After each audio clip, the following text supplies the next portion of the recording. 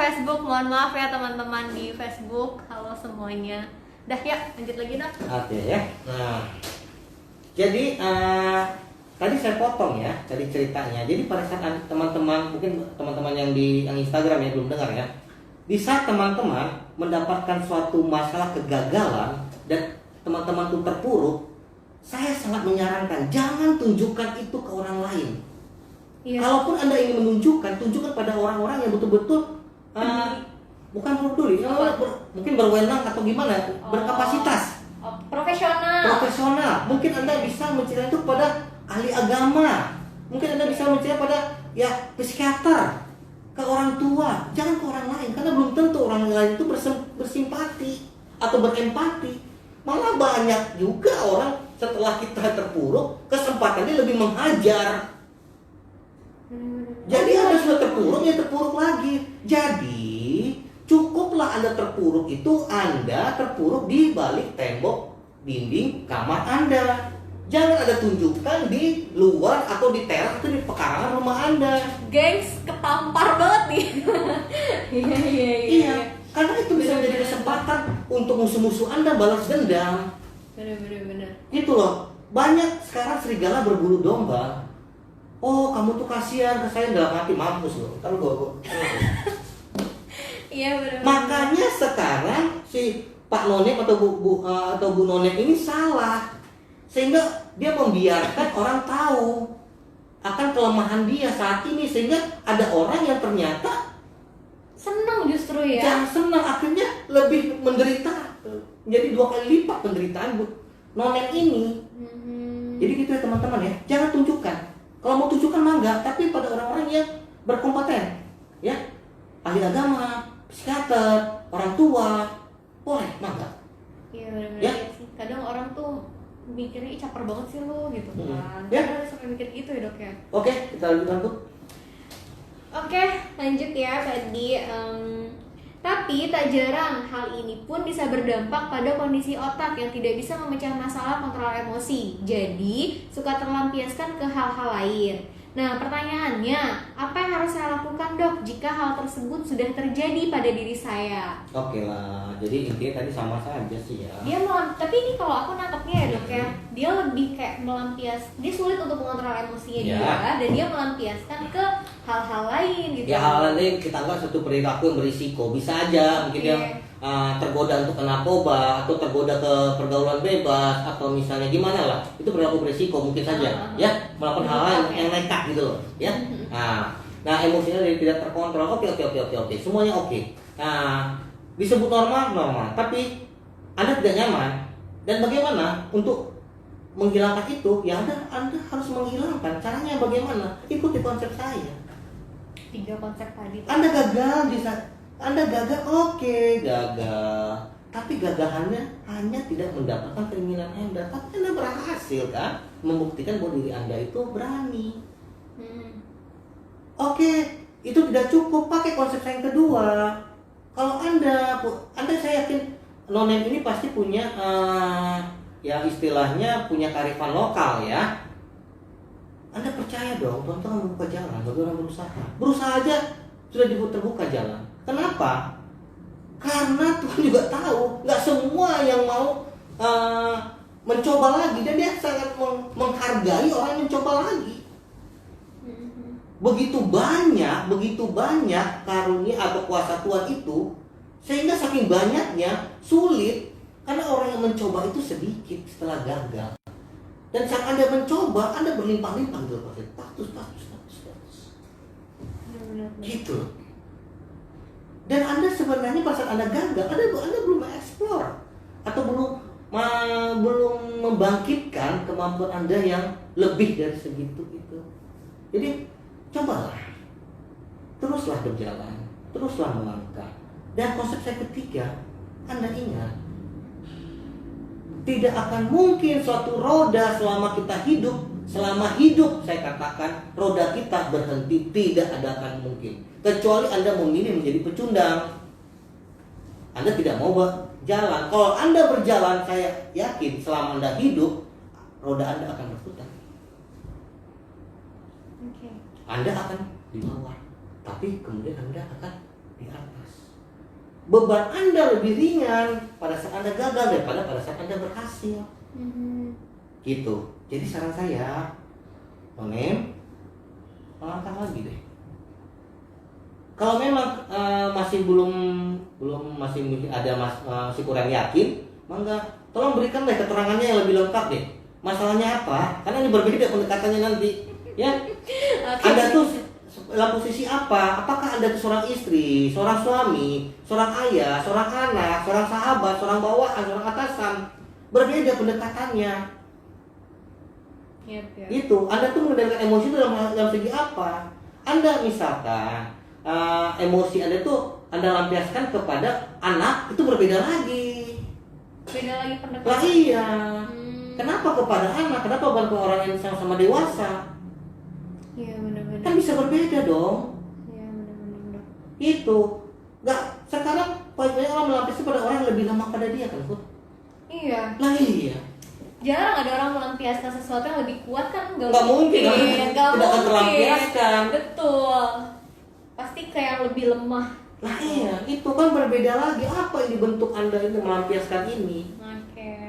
Nah, kalau itu misalnya belum menjawab pertanyaan dari kalau keterangan saya, uraian saya tadi tidak menjawab kesulitan atau ketidaknyamanan daripada None, mungkin bisa lebih mendetail ya apanya masalahnya gitu lah ya, keterangannya gitu. Anda tuh posisinya sebagai apa sekarang? Situasinya apa? Di mana gitu. Ya, kami perlu itu. Dan kejadian itu apa? Kapan? Sampai sedetail itu ya, Dok? Harus begitu karena beda pendekatan. Makanya seorang psikiater kalau menghadapi seorang pasien bisa sejam, bisa 2 jam. Oh, gitu dong. Lama ya, Dok, berarti? Lain, karena memang kita harus pokoknya berbeda deh. Sedikit saja itu bisa berbeda pengertiannya. Good. Oke, Dok. Oke, kita selanjutnya sedikit lagi ya. Boleh. Tadi kita sudah membahas tentang gagal. Bagaimana kalau berhasil? Ingat, di saat Anda berhasil, beban Anda sangat-sangat lebih berat. Karena Anda tahu roda Anda selama hidup pasti akan berputar. Ada nggak orang yang sukses selamanya? Oh ada Dok, teman saya gitu. Masa? Tidak ada. Orang sukses dia sampai puncak. Apakah dia akan di puncak terus? Dia akan pensiun. Pensiun dalam arti apapun dia pasti pensiun aja. Mengakhiri kepuncakannya. Syukur-syukur pada saat dia mengakhiri puncak, bobot omongan dia masih didengar orang, tapi kebanyakan enggak tuh. Makanya saya jadi post power syndrome. Karena dia kehilangan kewibawaan, kekuatan omong dia itu sudah nggak ada apa-apanya bagi orang lain, sehingga dia jadi sedih. Aduh jauh banget ya, dulu saya begini, sekarang dia begini. Gak ada satu pun yang ngomongin seperti saya. Iya benar-benar. Sering gue terjadi pada orang tua loh. Gitu ya, Dok? Dulu anak-anaknya ikut sama dia, nurut sama dia. Tapi semakin tua dan semakin mandiri anaknya, mungkin tidak begitu. Sering membuat suatu konflik yang sangat-sangat menyiksa bagi orang tua. Jadi di situ orang tua saya merasa tidak berguna. Kok anak saya dulu gini, sekarang jadi begini? Itu apa salah saya? Saya menyesal. Saya menyesal. Harusnya saya nggak sekolahnya. Nah, enggak lah ya, itu cuma guyonan ya. Tapi memang itulah. Jadi pada saat kita berhasil teman-teman, ya kemungkinan kita akan berhasil lagi sangat kecil. Hanya 49%. 51% gagal. Karena memang itu. Memang apa ya? Memang itu memang sudah hukumnya. Jadi ini gimana? 49% itu berhasil atau gagal nih? Pada saat kita berhasil, Pada saat kita berhasil, kita hanya kemungkinan untuk berhasil lagi 49%. oh pada saat kita berhasil ya teman-teman ya. Berarti yang 51% itu gagal. Kemungkinan bisa gagal karena roda kehidupan itu harus berputar. Itu pada saat berhasil. Tapi kalau pada saat kita gagal justru kebalikannya. Kita Oke. kemungkinan untuk berhasil lebih. Karena apa tadi? Karena kita Gitu ya teman-teman konsepnya. kalau kita berjalan lagi pada saat kita berhasil, kita kemungkinan lebih besar gagalnya. Oh. Tapi pada saat kita gagal, kita berjalan lagi, kita kemudian berhasil akan lebih besar. Karena roda kita akan terangkat dan terus kita tadi konsep yang kedua tadi. Jangan lupa ya, konsep yang kedua. Nah, Step yang kedua teman-teman. nah sekarang ada lagi yang bantah. Tapi Dok, teman saya tetap berhasil kok. Ya memang bisa saja terus berhasil. Bisa, karena kan 49% tadi. mengatakan pasti gagal. Enggak. Kemungkinan besar gagal, iya, tapi tidak pasti gagal. Karena masih ada 46%. Caranya apa? Dia tetap mengasah kemampuannya, tetap mencari ilmu yang baru, yang update, tetap melatih skillnya. Dia tetap berusaha buat lebih baik lagi. Gitu. Iya, perilakunya efektif dan efisien. Dia belajar dari kesalahan orang lain, dan dia tidak mau mengulang kesalahan tersebut, sehingga itulah menjadi inspirasi dia. Jadi dia tetap sukses, ya wajar. Bisa kok sukses terus. Saya tidak mengatakan tidak bisa sukses, walaupun kemungkinan lebih kecil. Gitu. Gimana? Gak kerasa dok, udah mau 3 jam. Oh soalnya. Satu lagi yang saya ini, samping kita tadi harus belajar saat kita ingin berhasil lagi, kita harus rendah hati ya teman-teman ya. Itu adalah kunci. Betul, itu adalah kunci. Harus rendah hati ya teman-teman. Sangat banyak kejadiannya kerendahan hati ini dianggap suatu hal yang sepele, tapi banyak pasien saya jatuh gara-gara tidak rendah hati loh teman-teman. Sombong. Ya apapun definisinya. Ya, rendah hati itu kunci. Gitu. Oke. Saya sebelum saya berikan ke Putri, teman sejawat saya, para senior mungkin yang menonton, atau teman-teman sahabat-sahabat yang menonton, saya membuka diri terhadap koreksi loh ya. Saya membuka diri pada koreksi. Saya menyadari mungkin saja ada kesalahan pada saat saya mengucapkan salah kata yang tidak sengaja pun saya sengaja, atau mungkin guyonan kami ya berlebihan. Kami mohon maaf, kami menerima koreksi. Saya juga terutama saya menerima koreksi. Dan yang kedua, apa yang saya sampaikan ini konsep pribadi saya memang, dan ini tidak bermaksud pemaksaan loh. Saya tidak mengatakan ini absolut dan mutlak benar, tidak loh. Tapi di saat Anda misalkan mentok, gak punya alasan lain, di saat Anda tidak punya apa nih yang alasan buat gue bangkit nih, semua kayaknya gue bilang ini enggak ini enggak, gue gak punya alasan bangkit. Coba deh pendekatan saya itu, konsep saya ya. Yang pertama, kedua, yang ketiga, ya itu suatu alternatif teman-teman. Mau dilakukan enggak? Tidak mau, tidak apa-apa. Saya menawarkan. Cuma saya katakan beberapa konsep saya ini cukup berhasil pada pasien-pasien saya. Ya. Sudah terbukti. Nah, memang konsep ini anggaplah ini suatu teori ya. Namanya teori kan harus dibuktikan dong. Kalau cuma saya membuktikan sendiri nggak adil juga. Betul. Harus dibuktikan oleh orang lain. Dan buat teman-teman juga, andai kata Anda mempergunakan konsep saya dan ternyata memang menolong, mengurangi ketidaknyamanan, nanti di saat nanti misalnya ada orang sekitar Anda mengalami yang serupa, tolong dikasih tahu juga, iya, gitu. kasih tahu juga. Berbagi ilmu lah ya. Atau sampaikan pada orang yang mungkin tidak menonton tapi Anda kebetulan nonton dan Anda tahu orang itu mengalami hal itu, coba deh tolong diberikan ini pendekatan konsep saya ini. Saya mendengar kemarin dari siaran ini gitu, katanya begini-gini, coba deh bisa nggak kamu dengan ini kamu mencoba bangkit, gitu loh. Bener-bener. Tapi bisa pasien saya makin sedikit pun ya. Ya, jadi pasiennya dokter makin dikit karena orang banyak belajar dari dokter, nanti nyampein lagi. Bukan, jadi gitu. orang itu bisa memotivasi diri gitu loh. Oh, bagus dong dok. Iya, tapi kan jadi sedikit yang praktek. Singkatan jadi dikit ya, mengurangi pendapatan. Ya, saya nggak kebutuhan ke saya lah gitu lah, untuk biaya ini rumah sakit Iza ya gitu ya. Aduh. Bercanda. Oke, dokter, jadi simpulannya tadi ada 3 konsep ya teman-teman ya. Yang pertama itu keberanian, semangat, sama percaya diri, betul nggak dok? Tolong koreksi ya dok. Tadi kan dokter bilang ke audiens kan sudah koreksi, sekarang gantian dok. Tolong koreksi Putri. Yang kedua itu adalah kesempatan, ya. Sama dan hanya perlu satu alasan untuk kita menjadi sukses. Oh iya. Betul ya dok ya. Terus juga iman. Oke. Betul dok. Kearifan lokal ya. Kalau iman nanti kita ceritanya agama ini, kita pun ahli agama pun. Oke, siap. Kearifan lokal ya teman-teman, bahwa kita percaya kalau Tuhan itu yang maha kuasa. Kemudian yang ketiga, coba lagi. Oke. Jadi buat teman-teman nih ada kayak nanya lagi ini ya. Banyak banget, berapa di Facebook tuh banyak tuh. Ini kayak udah dijawab deh ya. Dok, izin bertanya bagaimana caranya agar tidak depresi saat mengalami masalah? Ya, jadi ini perempuan hati-hati. Oh ini Neng Latifa Oke. Dewi, Bu Neng. Bu Neng atau Teh Neng lah ya. Teh Neng, boleh. Tadi Lagi nonton nih, Dok. saya kembali Bu Neng kan tidak katakan apa masalahnya, apa problemnya, ya kegagalan bentuk apa. Tapi coba tadi pakai pendekatan yang pertama. Kalau memang tidak memuaskan ke yang kedua. Kalau tidak memuaskan lagi coba yang ketiga.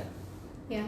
Mungkin buat teman-teman yang baru gabung bisa nanti nonton ya live-nya di Instagramnya Putri, udah Putri save tuh. Jangan lupa follow juga ya, Cil, promosi. Oh iya dong. Promosi. Oke teman-teman, dokter katanya dokter punya hadiah. Terus hadiahnya mau diapain nih dok? Aduh, ini ada berapa sih Jadi hadiahnya? dokter Joni tuh punya 2 hadiah buat teman-teman. Enaknya gimana dok? Buat selanjutnya kah atau gimana nih? Atau buat sekarang kah atau gimana? Oh, nih? sekarang aja dong. Oh, sekarang Orang aja. sekarang, apalagi orang yang sudah yang partisipasi, masa kita nggak hargai dong. Boleh. Gimana dokter terus? Banyak banget soalnya nih yang nonton. Itu di Facebooknya dokter Joni aja sampai 5.000 yang nonton. Ih sama dong di Putri juga tuh sampai 5.000 yang nonton. Nggak apa-apa lah, demi kebaikan sedikit-sedikit agak berbohong nggak apa-apa lah ya. Ya. Berbohong demi kebaikan ya teman-teman ya. Gimana dok hadiahnya mau diapain? Pasrahin nih ke dokter nih, ada 2 hadiah dari dokter Jo teman-teman. Enggak lah, mangga aja gimana caranya? Gimana dong? Buat yang nanya aja?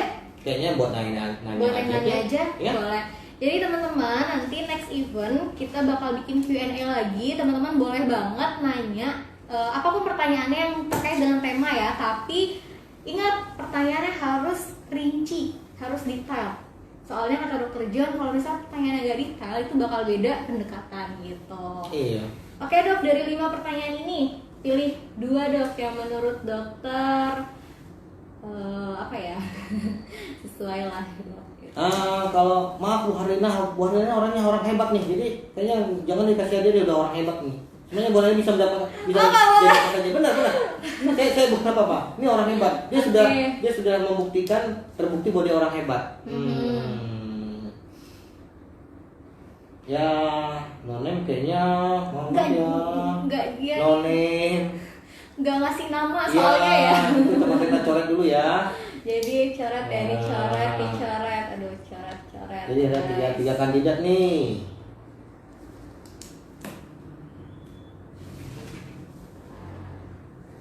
Tiga kandidat, ya mangga deh. Sekarang saya sudah menjauhkan 2 kandidat, tinggal Putri. Oh jangan dong, kalau Putri nanti nggak fair karena rata-rata mereka bertanya lewat Instagram Putri dong. Nanti kesannya memilih dong. Tinggal apa cap cip-cup. Ya. Cap cip-cup gitu ya. Ya itu dokter kita kan ada nomor 2, 3, sama 4. Ya gimana dong saya caranya? Ya yang menurut dokter mungkin kan kita. Apa mau 3-3 dapat hadiah dok? Ya, Boleh. kalau ada begitu deh. Tiga-tiganya Jadi deh. 3-3-nya dapat hadiah ya. Selamat untuk Mbak Kamila, buat Mbak Astrid dan Mbak Dewi Syarfian. Selamat dapat hadiah. Jadi buat teman-teman untuk minggu depan apa nih dok temanya? Tergantung dari teman-teman aja. Kalau misalnya teman-teman ada yang ini ya, teman-teman ada yang pengen dia punya usulan ya.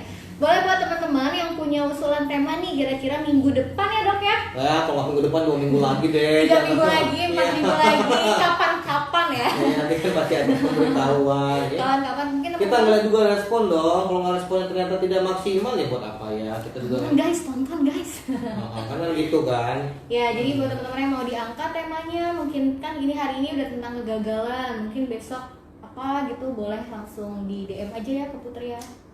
Oke, terima kasih buat Dr. John yang Oke, sudah salam waktunya. sehat, Salam sehat jiwaku ya. sampurasun, Sehat jiwaku tetap bahagia hidupku. semangat Gitu. teman-teman ya. Ya nggak sih dok, sehat jiwaku bahagia hidupku. Betul. Saya kayak gitu ya. Kegagalan bukanlah kutukan, melainkan anugerah indah yang wajib kita perjuangkan. Sekian dari kami, Indri Putri Pratiwi dan Dr. John MT sebagai yang spesialis kedokteran jiwa. Assalamualaikum warahmatullahi wabarakatuh.